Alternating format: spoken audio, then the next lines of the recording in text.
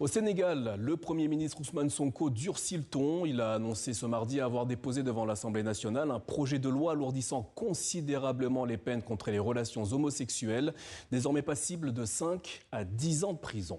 Plus de détails avec notre correspondante Alison Fernandez. Alors que le sujet de l'homosexualité défraie la chronique depuis une quinzaine de jours au Sénégal, avec l'arrestation d'une trentaine de présumés homosexuels, le Premier ministre était très attendu sur la question ce mardi à l'Assemblée. À la tribune, Ousmane Sonko a défendu la nécessité, selon lui, de renforcer l'arsenal répressif.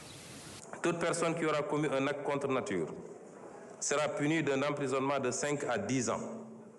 Donc, et d'une amende de 2 millions à 10 millions de francs.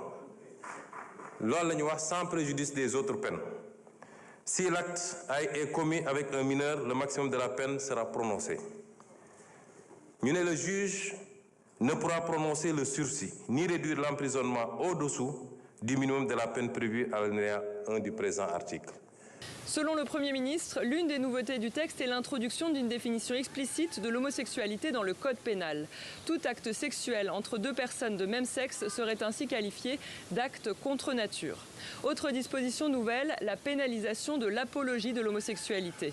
Toute personne reconnue coupable encourt une peine de 3 à 7 ans de prison. Mais Ousmane Sonko a également mis en garde contre les accusations sans preuve. Ces dernières semaines, les réseaux sociaux ont été inondés d'appels à la dénonciation. Le projet de loi prévoit désormais des sanctions contre ces dénonciations abusives. Pour être adopté, le texte doit maintenant être soumis au vote des députés, mais la date n'a pas encore été précisée. Toujours au Sénégal, le Premier ministre Ousmane Sonko a fait une proposition qui ne manquera pas de faire réagir, notamment dans le milieu estudiantin. Face à l'Assemblée nationale, ce mardi, il a suggéré l'installation d'un commissariat de police à l'intérieur de l'université Cheikh Anta Diop de Dakar.